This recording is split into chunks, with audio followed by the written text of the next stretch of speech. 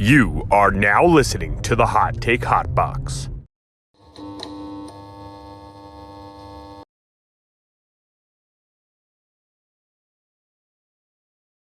Welcome to the Shoulder Strikes MMA podcast. You are now listening to the Hot Take Hot Box. Welcome to the Shoulder Strikes MMA podcast. You are now listening to the Hot Take Hot Box. Ladies and gentlemen, welcome back. Shoulder Strikes MMA podcast brought to you by the Hot Take Hot Box. My name is Matt McSweeney. I'm joined by Ty Capone, fresh off of I believe UFC Vegas 73 from the Apex this past weekend. It was Mackenzie Dern getting a big unanimous decision victory against Angela Hill. We, unfortunately, were on the wrong side of what seemed like an obvious choice after we watched the fight. I am joined by Ty Capone. Ty, how are you feeling? Devin Haney also wins a very controversial decision in boxing. We will get into all of that today. If you have not heard of us before, we appreciate you for listening. We are on everything you could possibly listen to: YouTube, SoundCloud, Apple, Spotify, whatever you people need. We are here for your pleasure. So, Ty, how are you feeling today? Pretty good. I didn't think it was as boring as you thought. The boxing fight, boxing match. The UFC card had some violence, for sure. Somehow Mackenzie Dern couldn't get the finish there. Also, in a weird turn of events, Tony Weeks, who had one of the worst stoppages in boxing history last week, comes back the next week and is a judge for the UFC. So that's it's interesting. Also, joining him was Adelaide Bird. So it's good to see that we're still recycling the same people over and over. Dave Moretti with his absolute awful scorecard in the Lomachenko fight. That guy's been doing fights since like the 70s. I mean, come on, man. Of course. Why are we recycling these old people that just keep fucking up? I think Tony Weeks he was the only person who scored the first round for Joaquin Buckley. So it's like, clearly this is not cut out for him. Ron McCarthy, I think, had another iffy scorecard. Well, it appears Big John has not spoken to Ron like we asked him to do.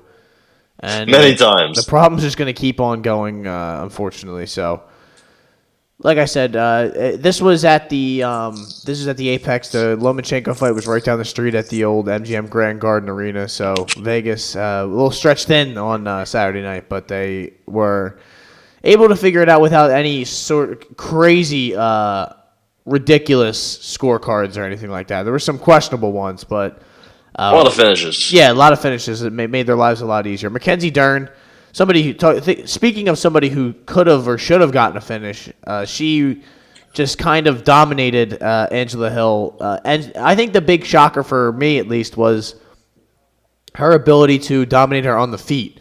And that was just basically based off a wild sort of powerful attack. 'Cause when she was hitting Angela Hill, she was hurting her. And it just never seemed like Angela Hill was able to get on the front foot or really sort of get into this fight. She kind of was just, dominated from start to finish, essentially. And the scorecards kind of dictate that. I believe, that they gave one round to Angela Hill, which was probably the second, if I remember correctly. Yeah. I think it was 1-1. She looked good in that round. She was able to keep it standing. She was kind of forcing some clinch situations, which still shows that Mackenzie's really not great. I mean, her easiest way to take down Angela Hill was after she hurt her. She hurt her with a knee, and she also hurt her with a flaming sniper right hand that came in, making Mackenzie McGregor this weekend. So, no, in all seriousness, it was a good one for Mackenzie Dern, and it's just kind of to put us on notice. Maybe she is getting better. Yeah, I mean, her hands looked sharp. She came in aggressive. I think Ron McCarthy gave the first round, gave her a 10-8, which I guess maybe. The third round was a 10-8, and I think the fifth round was also a 10-8. She was close to a finish a couple times, but sadly they were all at the end of the round. So, still probably should have got her out of there. I think I think it was the first round. She almost got that armbar, and she was just able to hold it off. Yeah. So I guess good job by Angela Hill to survive, but it's a pretty calculated beating. And she's obviously not getting any younger. I think she's closer to 39. So I think, this is good for Dern. Did she call out Rose or no? I forget. I do not recall. I honestly turned it off before the decision was read because I did not. I truly did not care what she did after the fight, or I just know eventually she's going to run into somebody who's going to take care of business. That's my main thought process after watching this. I think she can. She has a lot of strength, a lot of power, and obviously just nasty jiu-jitsu game, which could win her a lot of fights in theory. But she has such a awkward and kind of not really efficient stand-up game, really. I think she would do better if she threw a lot of kicks, more jabs, but she hits hard. She's quick. She has really. It seems like she has good cardio. I don't think her cardio has ever really been that big of an issue, and she cuts a lot of weight. So yeah, maybe we're just seeing her round out her skills. I think, like I said, with the kind of wild style she has, she can definitely lose to anybody. But she's gonna be a tough matchup for literally anybody she fights. So I'm interested to see what she does, but it looks like she said she wanted to fight Andrade, and she called out Rose Namajunas. So I'm all for any of that. Honestly, I know maybe beating Angela Hill doesn't get you a title shot or get you a top 5 fight or whatnot, but I don't see any reason. She just got a main event. I don't see any reason to slow play her at all or anything. No, she's right there, and she has some good wins. I mean, Virna Jandiroba is not a horrific win, and Tisha Torres is a pretty good win as well. So it's not like she's a bum. Make no mistake about it. And she looked pretty good. I think, like you said, there's really no reason to slow play her. She's gonna have to fight somebody up in that top 5. I think. I would like to see Rose or Carla. Yeah, I think those would be good matchups. Think that's a good she beats. Yeah, I think she beats either of them, honestly. And Andrade isn't a horrible one either. I mean, maybe for her because it's just kind of a really good matchup for her, and that's power and power. Yeah, and that would be interesting. I'd be curious to see how that plays out. I really just think anyone above her now needs to happen. That's the next move, and that Virna win keeps aging like fine wine because the more Virna gets in there, the more she's just dominating everyone that's put in front of her. So she's almost pushing for a top 5 spot too. Yeah, oddly enough. And so good for Mackenzie Dern. Angela Hill kind of just goes back to where it really just doesn't change her stock much whatsoever. If she wants to keep fighting, she will keep being the gatekeeper of the 115 division, and she's just going to keep making life hell for younger fighters and the people who make mistakes and inexperienced kind of fighters. So that's just really, unfortunately, not a big needle-moving main event for this one, but. How about Anthony Fluffy Hernandez? This fight pretty much played out exactly how you said it was going to. Hell for 5 minutes, and then after that, Fluffy would settle in and start working those takedowns, taking down Edmond. And Edmond really, I mean, there was a lot of damage going both ways early on. It seemed like Edmond hurt Fluffy with a jab of some sort early on, which kind of, not like crazy hurt him, but was like, whoa, like kind of stung him a little bit, like where he was like, oh shit, like this guy kind of hits hard.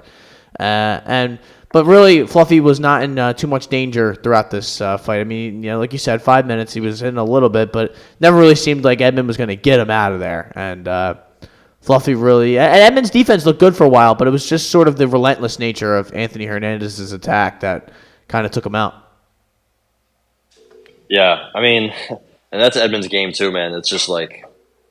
he's kind of been the same fighter for a while. He takes a lot of... When he fights, man, he takes some savage beatings, savage elbows, savage ground and pound. It's kind of just been it's happened in pretty much all of his losses, right? I mean, how old is he now? He's 25, so he's still young, right? But, I mean, the Derek Brunson round 3, absolute savage ground and pound beating. The Nasruddin Imavov absolute elbow, crucifix elbow at the end of round 2 busted him up under both eyes. In this fight, both sides of his face were cut up. Early in the third. So it just, I know he is taking on a lot of dangerous fighters like Fluffy Hernandez, Nasruddin Imavov, Jack Hermanson, Derek Brunson, Brad Tavares, all before, you turn 26. That's tough, and especially in middleweight division. These guys are all big dudes. He's got some skills for sure, but I really worry about him. He's taking some just absolute damage. Yeah, it's I'm with you on that. It's just he really has taken some serious beatings in his short-lived UFC career. he seems like he's really at a crossroads here where he's just not good enough to break into that upper echelon of the middleweight division, and he's like, he really can't go anywhere. Like, he's not going to be big enough to fight at 205. I don't think it's going to make much of a difference, and he's obviously doesn't have much to give to go to a 70 or anything. So just like, is he he could be cut. I mean, and it's not like he's bad. I don't think they're going to do that, but like, he's just kind of at a crossroads. Is he really going to be worth it for the UFC to stick around, and how much better could he possibly get? It just seems like he's really in a tough spot here, and I don't know what they really could do with him next. I don't know who they would match him up against. I don't know. It's a tough spot for the Golden Boy. Oh, it's a tough spot for that nickname too. Man. Yeah, man. Yeah, because if you give him somebody lower, it's like, what if he can't get RoboCop out of there right away? Like, I don't know, man. Even that Bruno Ferreira guy that knocked out RoboCop, Petrosian, Petrosky. I think they all there's really? Whew. There's just dangerous matchups everywhere. Even maybe somebody not Petrosian. like I think Petrosky would probably be able to take him down. Marc-Andre Barrio, man. I think he lost to Fluffy recently, but if you don't get him out of there quick, man, he's going to kind of wear on you. And Edmund just has a cardio issue too. Like, he's very exciting, he's very good going forward, but I don't know, man. Then he was deteriorates quick. The stand up, he was getting pieced up on the feet in the second round by Fluffy. I was like, that's not good, because that shouldn't happen. Fluffy, he's a lot of things, but a boxer he's not. So good win for Fluffy. I think he can beat anybody in this division on any given date. The problem is he, kind of like Mackenzie Dern, he has some glaring holes that the elite fighters in this division will definitely pick apart. So, we'll see what he can do. He's always going to be in a fun fight. That's for sure. How about Lupi Godinez getting the win? It seemed like a real 29-28. I know, I believe this was a 30-27, 29-28, 29-28, I think. I didn't agree with that 30-27. I thought it was 1-1 going into the third round, and I thought Lupi did what it needed to be done, and she stole this money line from us. I just don't think Emily Ducote really... Lupi's boxing was much more crisp, and she was landing with much more consistency in the pocket than Ducote was. And then she was getting taken down, Ducote, that is. So I just really just felt like I was on the wrong side of this. Yeah, she got outboxed by Lupi, which is very surprising, but you learn something every day. Yeah, it's really all you can say there. And something else. Good win for Lupi, honestly, because another tough turnaround. I think she was just on vacation in Mexico. She's always taking these short notice fights, which has to really just eventually catch up with you, or just drain you, like not having a 3 month camp. And she takes damage in these fights too. Like she didn't get out of this unscathed. 100 plus strikes. Like she was taking some hard shots too. Like I think the harder shots, especially in the second round, she was eating them. She has a good chin. She fights anybody. She fights a catch weight. So definitely impressed by her. So we'll see what she does next. Probably take another short notice fight. How about Joaquin Buckley taking care of business against Andre Filaho? Really just, I know I kind of said I thought Filaho would comport himself a little bit better. Like, thank God I didn't put it on the card. Unfortunately, still lost anyway. I had under 1.5, and we missed it by about a minute and 45. 2 minutes. Yeah, like it was still in that second round, but Filaho just got cracked, and then kind of tried to Johnny Walker himself up, and Buckley said, no, go to sleep, and hit him with one more. Yeah, that extra shot was didn't seem really necessary, but he didn't get in there in time. So what do you? I think that was what was his name with the Fu Manchu? It was Kerry Hatley. Kerry Hatley got in there, with his L that he puts up before each fight, which I don't know who that's for. Probably some sort of family member of some sort. Andre, taking that L, it's always for the fighter that he's going to let get fucking sent to the land of the departed, as you said we should call it before this. So another one coming up. Jesus. So good win for Joaquin Buckley. He looked good at 170. Man.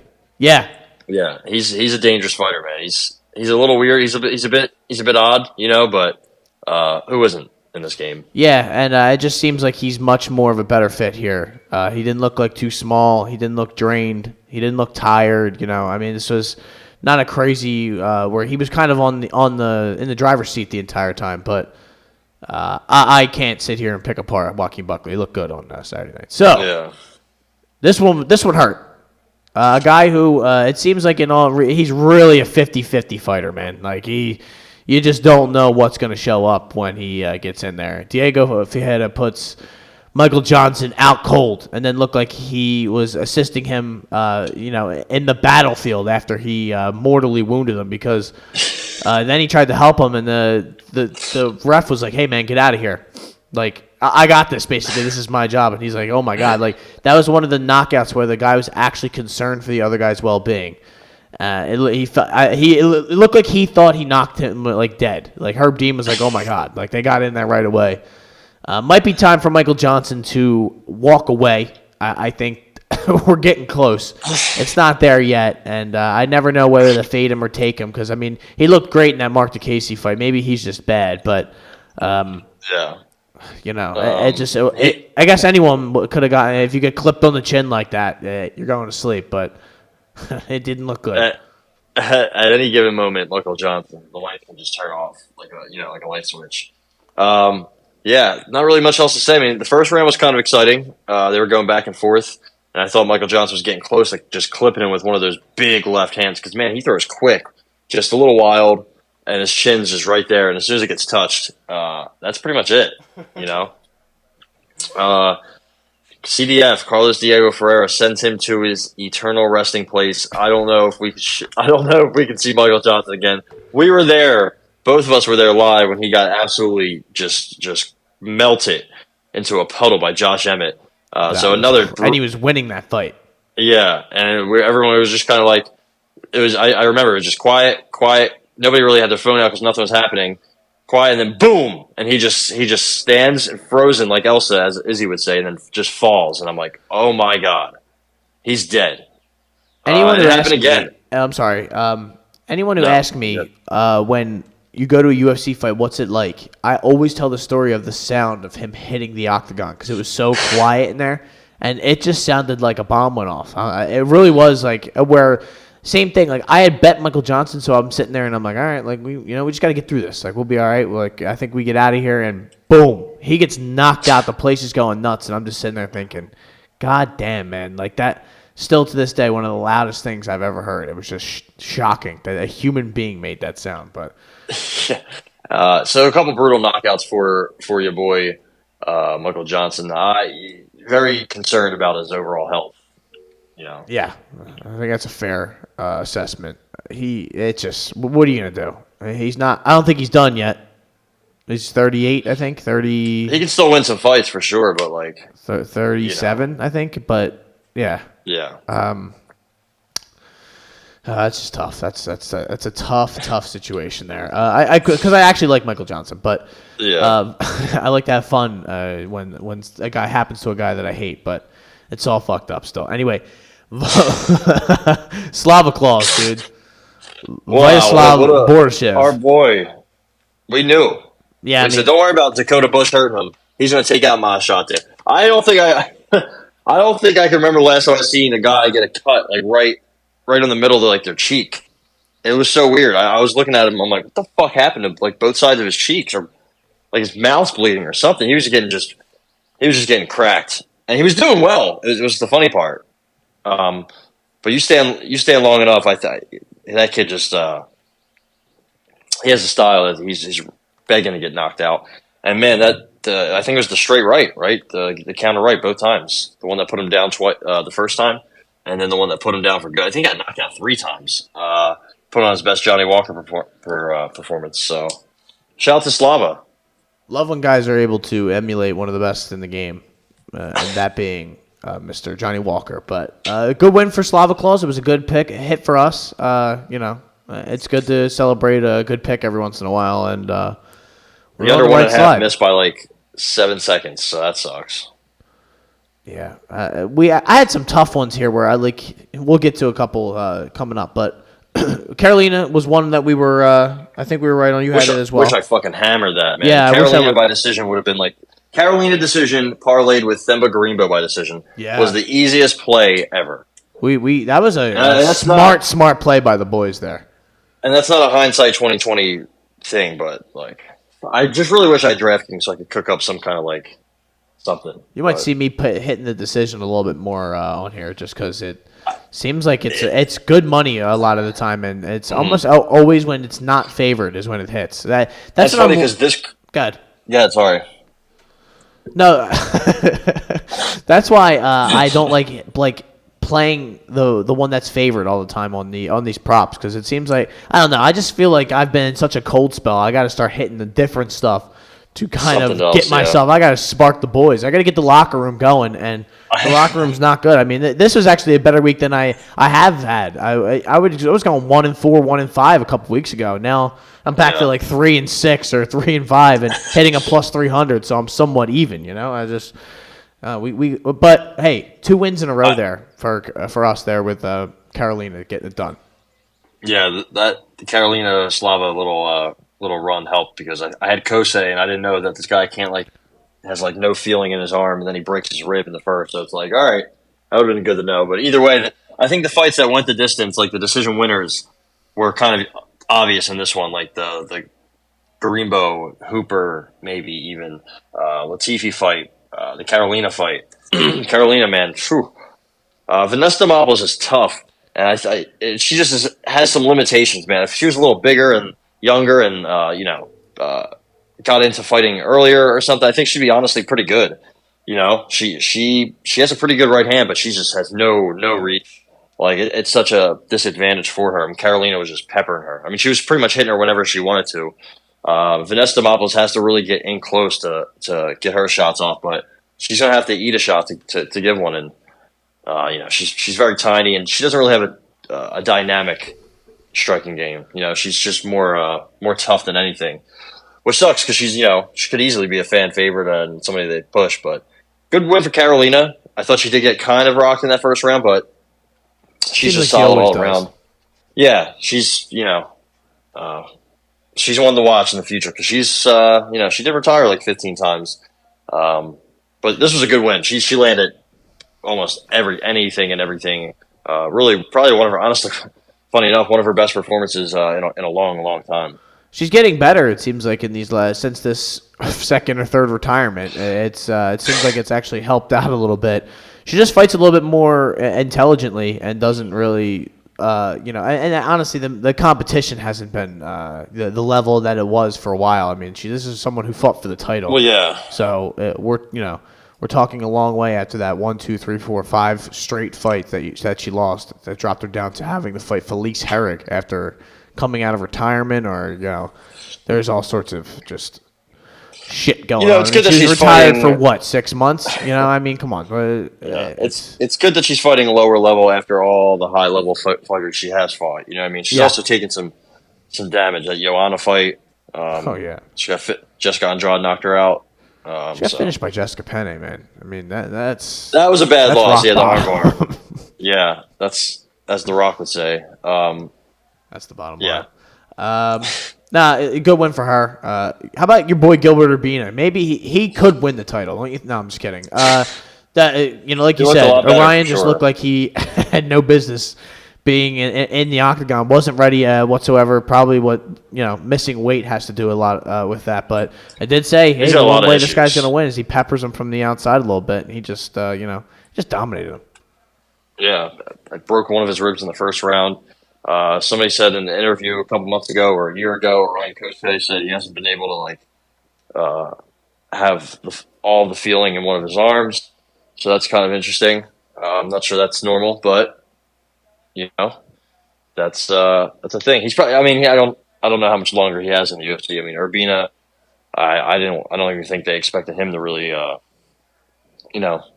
be somebody that sticks around for a while. But we shall see. I guess good finish for him, nonetheless. How does he keep getting shots? That's what I was going through my head when we were thinking about it before the fight. I mean, maybe there's sometimes they have picked these guys for the Ultimate Fighter. They don't even care if they win or not. They're just like, we want this guy in the UFC. So this guy gets cooked twice in a row, and he comes back. But he takes care of business. So maybe he should be here. He's showing. But he was fighting. I believe Brian Battle was a 185. Wasn't that one? Yeah, or something. I thought he was doing okay against Battle, but I could be wrong. I know he got cooked by Sean Brady. I don't know. I think I'm probably confusing it. Sean Gore fucked him up. Yeah, and that was kind of brutal. But Yeah. I think he did move down for this. No, I think the Ultimate not? Fighter was at 185, and I'm just thinking. Yeah. So, I mean, that could change a lot. Yeah. That means a lot. I mean, we'll talk about Chase Hooper in a little bit. He looked a lot. I mean, he moved up, and way better, man. sometimes moving up, moving down. It really just all depends on the person, and nobody knows the person better than himself. But sometimes they, ego and whatnot. Either way, these guys are young too, so we kind of Mr. Kosei. I thought at one point you said the Kosei brothers were better than the Diazes. I could be wrong, but I thought you said they had a path to stardom, and they could be the first ever brother dual champions. That's double champ, yeah, they'll both be double champ, the quad champs, is what you said. So that dream is dying. Alir Latifi in another close decision. Did you agree? Yeah, I honestly didn't care either way. So too. I thought it was quite boring as always, but tough for the sledgehammer, man. No, this is exactly why I didn't want to bet this fight, because it was just something I knew something like this would happen. Alir Latifi is always in fights that he could win, maybe should win, but somehow loses it, whether he gets screwed or not. Like I remember the Derek Lewis fight. I thought he 100% won that, and he lost a unanimous decision. So that was just off the one, watching it at the time. I can't, this fight was I just kind of tuned it out halfway through, where I was just like, since I didn't really have anything on it, I was just, all right, like this is just going to happen. And I thought Rodrigo was getting the better of, what was it, 1-3? I thought Nascimento won. Yeah, I think that's I don't know if that, the third round was very close. Yeah, that's what I thought. Latifi just doesn't do enough. He didn't do enough damage, and his style is not very fan friendly, if you will. Definitely, neither one of these guys. Sometimes these heavyweight fights really are truly brutal. But Chase Hooper going up from 45 to 55, he looked really good on Saturday, and maybe partially due to his opponent was willing to play his game basically, and just kind of was a good matchup for Chase. But Chase looked big. He didn't look like the little skinny kid that he was, coming into the octagon a couple of years ago. Ground game still looked good. He was just all around better than Nick Fiore, and he was hurting him on the feet with elbows, and just a little bit of a better version of that striking. It's still wild, still just looked like it's getting better, begging to get knocked out basically if he fights anyone at a higher level, and especially if he's going to stay here at 55. But what'd you think? 55. You know what happens to people at 155? Ask Michael Johnson. So. And he could imagine if he fought Michael Johnson, they just were standing up the whole time. But either way, actually, I think they're at 45, right? So point remains. I don't know, man. I don't know. I still have a lot of issues with him, but I think Nick Fiore's probably, we're gonna look back and be like, oh man, how was he in the UFC? Doesn't seem very high level. I was very excited about this too. I was way off. I guess I have to sometimes drop myself back and be like, hold on, man. Is your hate clouding your judgment here on this one? Because do you even really know anything about Nick Fiore? Because I thought that guy looked like trash on Saturday. Not very good. The cartel of Boston needs to. Those guys take a lot of damage, man. They just, if you're just getting kind of beat up on the feet with wild strikes from Chase Hooper, and you're not really moving. Something else it's not a good situation, man. I really can't come on this podcast and have much of a defense for you. A couple of these were ugly, though. It's just, not. I mean, Chase Hooper looked good. I don't want to shit on him. He really did. He looked much better than he has in the last couple of fights. And maybe, the gas tank looked good because he was at 55 and he doesn't have to cut all that weight, too. So, good for him, honestly. Possible. It's possible. How about Natalia Silva beat the absolute dog shit out of Victoria Leonardo? This was not even close at all. Victoria Leonardo was getting hit with all sorts of shit to begin this fight. Feet, legs, arms, elbows, hands, whatever she wanted. She was getting some of it. And she basically was fighting back, but just the ref saw it on her face and was like, oh my God, this woman is taking some serious, serious damage. And she stopped the fight before really any serious stuff needed to go down. We got the point, basically. Kerry Hatley stepped in there, which was good for Big Care. And good win for Natalia Silva. And we take an L, or I personally take an L because I had her submission and I was off because she wanted nothing to do with a choke or anything like that. She wanted to just punch this woman in her She submitted to face. life. Yeah. Is what she submitted to. She made her submit her consciousness to the other side. She was submitted to a lot of damage. A broken nose also is what she was submitted with. It was like in do you remember in Rush Hour when Chris Tucker got kicked? He was getting kicked in the face, and he's like, "Which one of y'all did that?" It was just the one person. That's what that looked like. She was just, I mean, the speed and it's funny, the whole fight, all they were like, man, she's so much faster. That's all they just kept saying is how much quicker she is. And I was like, yeah, this is kind of if I was Victoria Leonardo's team, I think I'd be like, you know what, Vicky, we should probably not take this fight. Yeah, like we got to look into this, guys. I know she probably was like, hey, fight Natalia Silva or you're out of the UFC. And that's a pretty tough ultimatum. You know, do I die or do I just start making $15 an hour? Not great, but not good. Maybe Mandy Baum. Maybe Mandy Baum should be next to Natalia Silva. I think that'd be a very tough fight. Oddsmakers should put Mandy Baum as a favorite, in my opinion. Man, wouldn't that be sweet?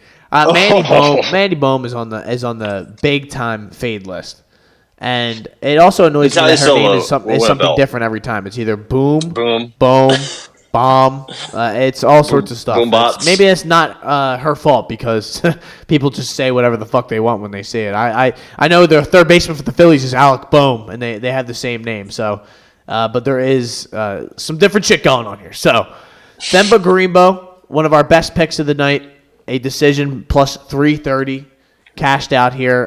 We were lucky this fight wasn't finished at certain points during this one. The Gorimbo really just a unanimous domination of Takashi Sato, and good W for us. It kept us afloat. Yeah, Takashi 6'9", Sato with the L, another one. He's probably done. Themba Gorimbo with $7.49 in his bank account before this win. How about that? The new Rock, Dwayne "The Rock" Johnson, $7 Productions. Sure. Sure. And that's only $7.42 more than I have. So shout out to me and Mr. Gorimbo, both of us picking up large chunk of money on Saturday. Well, just him. But yeah, pretty good win for him to get the train rolling at welterweight for his championship run.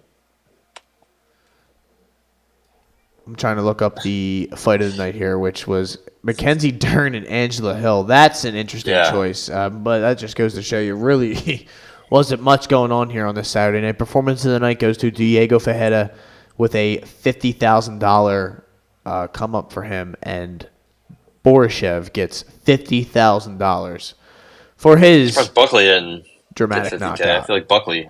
Yeah, I thought he would have been worthy of that. I probably wouldn't have even given out fight of the night and just done a bunch of performances. I would get fight of the night to Fluffy and Edmund Shabazian because it was back and forth. It was pretty much all action. A lot of blood, a lot of cuts. It went at least 3 to 2 full rounds.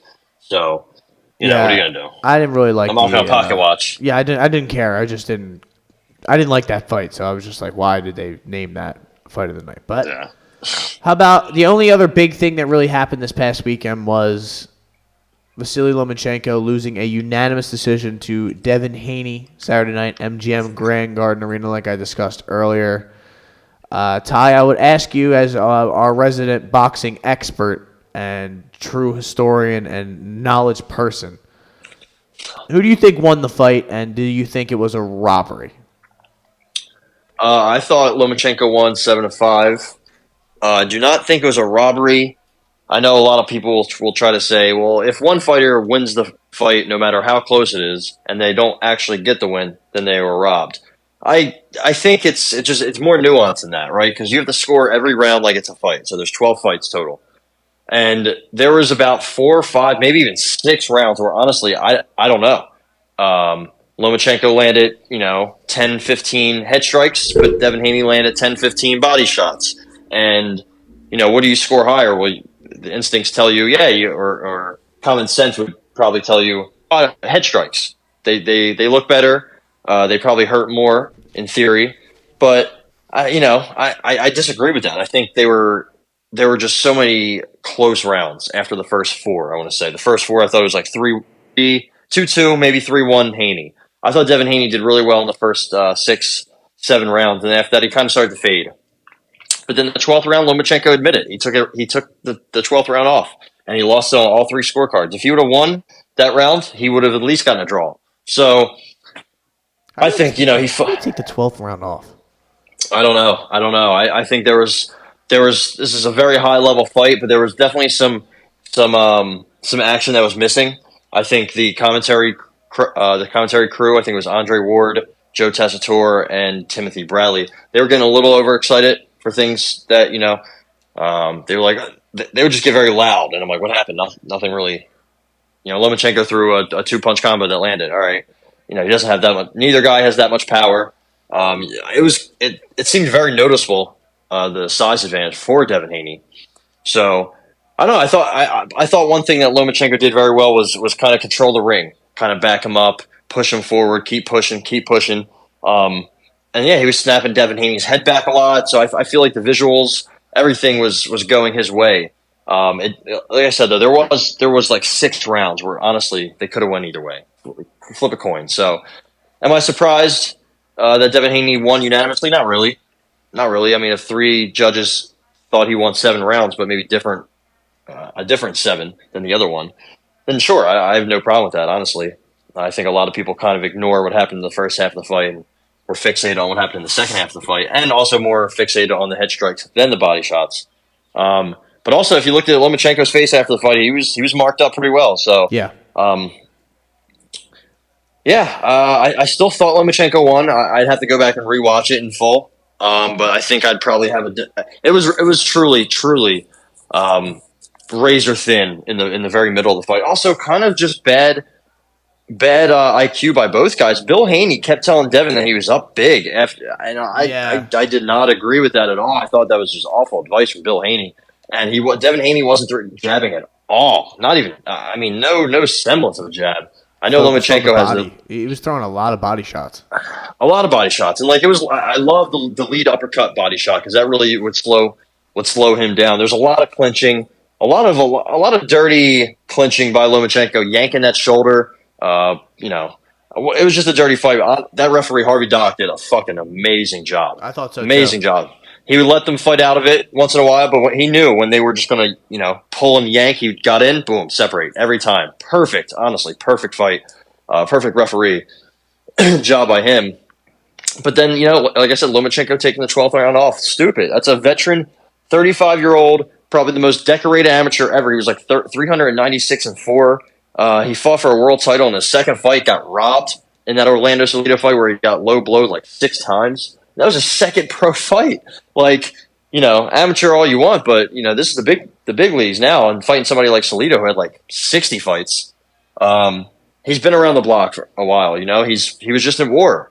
So to see him take the 12th round off against a bigger guy who he was beating, he had all the momentum. I think he was like minus 400 going into the 12th live, something like that. I could be wrong, but.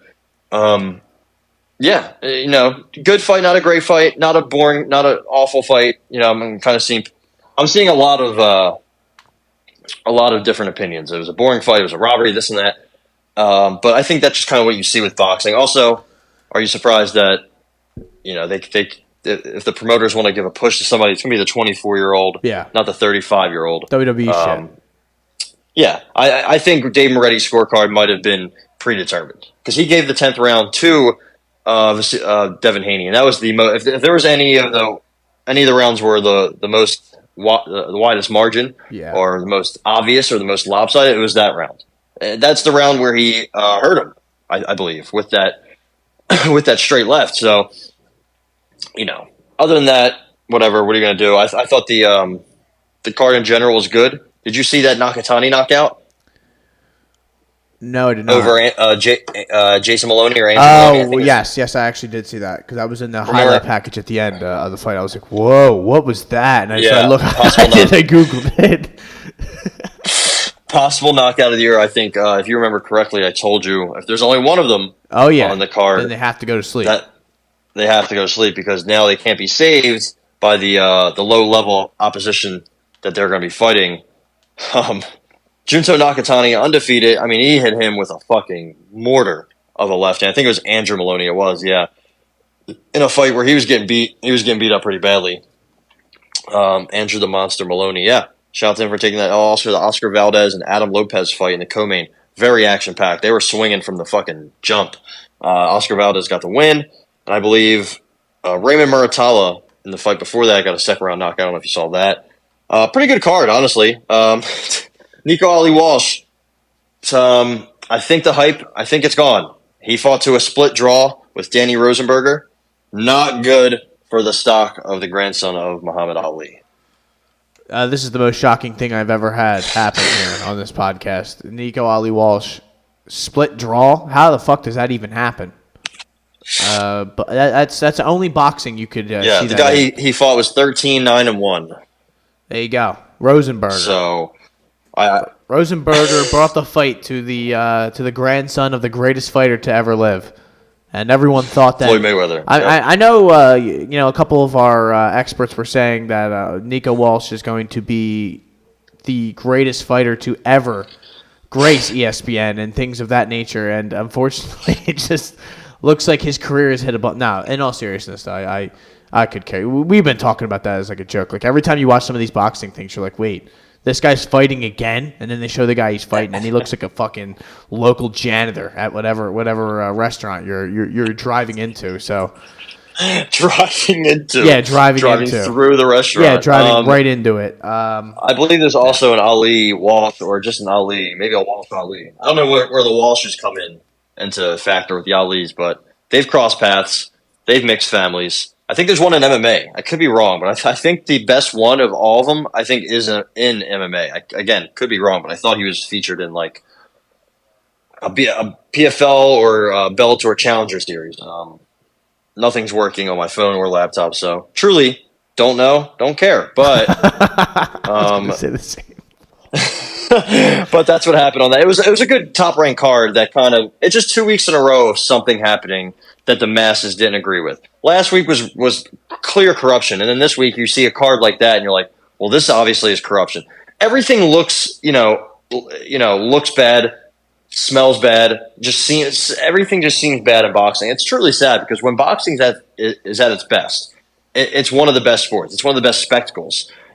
Seeing the crowd, everybody on their feet, and kind of just rocking back and forth with every punch that each guy throws like that. There's something exhilarating about that, diehards, even new, people that don't really care, or MMA fans, if they tune in and it's a brawl or it's a solid boxing match, they'll be hyped the fuck up. So it's just sad because it's such a good sport and there's so much talent, and we're finally getting some guys fight each other, but there's always some kind of drama or something getting in the way of what the sport truly could be. Yeah. Sadly enough.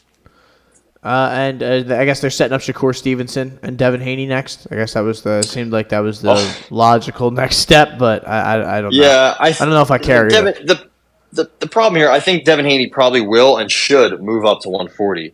He's just too big for 135, and then at that point, what do you do? Do you try to get him and Josh Taylor or Regis Prograis? Because I know Ryan Garcia and Rolly Romero is probably going to happen, but I could see any of them fighting Josh Taylor. I think Josh Taylor's fighting who's he fighting next? He's fighting somebody soon, and then if he wins that, Devin Haney moving up to fight him would be awesome.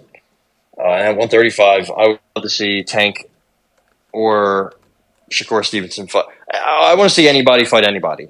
Some of these big names. There's so many different combinations. I forget the one prospect's name. Frank Ramirez, I think. Or Frank something. He's a Cuban guy. He's undefeated at 135. He's awesome. I can't think of his last name. Either way, there should be a lot of good fights to make at 140 and 135. And 126 is my favorite. I think there's a fight coming up, Mauricio Lara or Lee Wood. I think they're running it back. That should be fun. So, yeah. Also, Dave Moretti. Josh Taylor, by the way. Teofimo is fighting. That's right. Forgot about Teofimo. Remember, he made Vasily Lomachenko look like a rookie. Yeah. And then he comes back in his next fight, and then he looks like a rookie. And then he's all fucked up. He's questioning if he should fight anymore, and talking about black fighters get an unfair promotional push and Mexican fighters don't. It's like, all right. All right. Now and then his dad comes back and doubles down, and we're like, Jesus, what are you guys doing? Dave Moretti scored the fight for Nico Ali Walsh. He's the only one that did so.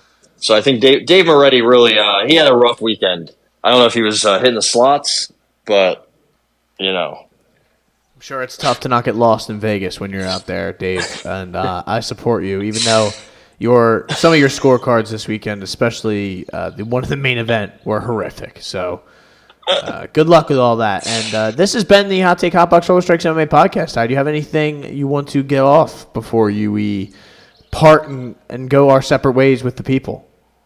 I don't think really. There's really not much news. No. I mean, we'll have O'Malley and Sterling. We don't have fights this weekend, so I imagine we will probably meet sometime later this week to discuss just anything we want. Yeah, just any sort of break, and we can just kind of talk about everything in the MMA world. There is some boxing. There is some KSW. Actually, that's a week away. We have there's only LFA and one boxing fight. So I think next week there's some PFL, there's some UFC, there's some KSW. I said PFL 1, and then the week after is 289. So I think this is really where the ball gets rolling after this week off. That we've definitely need. It's gonna be funny because next week I'm like, fuck, I really want to watch Gilbert Urbina and Ryan Koshe again. I wish they could run it back immediately. There really is nothing going on this weekend, right? For mixed martial. It's Memorial Day, so they kind of try to stay away from that stuff. So but I mean, what are we gonna? We have an absolute heater of a card coming up a week from Saturday, which will be Kai Kara France getting back in there against Amir Albazi. So it's actually not horrible. I'm just messing around, but I like that fight. I know it's kind of a weird main event, but Amir Albazi's he's legit, and Kai Kara France obviously he's a stud in his own right. We also get Andre Arlovsky. Yeah, brother. Dontel Mays, Andre Arlovsky. That guy's hands at that. I did not. Yeah, there was some video of like a fight breaking out at a in the stands of some karate event, some wild shit. But dudes were throwing chairs at each other. The camera's panning all over the place, and then the camera pans on Andre Arlovsky. He just slaps the phone out of the guy's hand. It's like, what is going on here? I'll try to tweet it out or something, dude. Because it's send me in the DM. It's just so ridiculous. But yeah, there's a lot of trash on this card coming up in a couple weeks. Jinyu Fry, Elise Reed's basically a pick 'em. I hope 13 fights. I hope by that fight, I will be able to convince you to bet the house on Jinyu Fry. But we shall see. I don't know what else we're going to get into on this card. Tim Elliott is getting back in there after the brutal news that he shared with the world for some odd reason. Yeah, that's just that's a tough situation. Anyone can look up Tim Elliott and you can find out his. I think it's his pin tweet, so he clearly has no shame. He does not care for Gina Mazzani in any sort of way. So that's, and from the sounds of it, she doesn't sound like a real nice person. So there's that. She's 1-0 in her BKFC career, so I think she's on the up and up. But I couldn't believe she would. What did she just? Didn't she just beat somebody in? Pearl Gonzalez. No, that was in Game Bred. Oh yeah, Game Bred Fighting Championships. That's a. Oh man, Elise Reed's getting back in there. That's what am I doing? Looking at this, John Castaneda, Abubakar. Oh yeah, God, Malarkey, Jamie Malarkey's fighting Guram Kudalatse.